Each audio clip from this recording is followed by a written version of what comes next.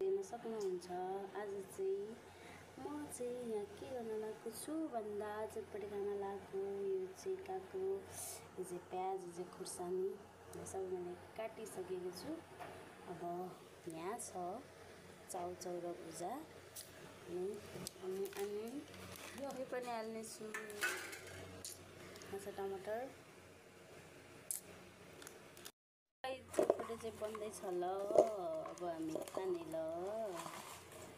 म चाहिँ घरमै बनाएको सादा सिम्पल सबै थोक हालेको छ। जे होस् कलर चाहिँ छैन यसमा।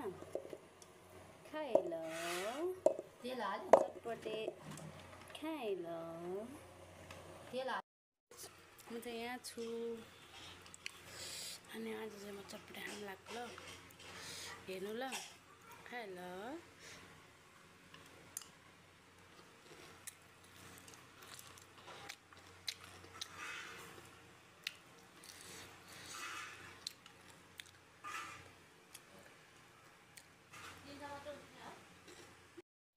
मकै खान आउनु। मकै उसिनेको मकै कुकुरलाई मनपर्छ। उसिनेको मकै हो यो चाहिँ। अब हामी खान लागेको। हजुरहरू पनि खान आउनु होला।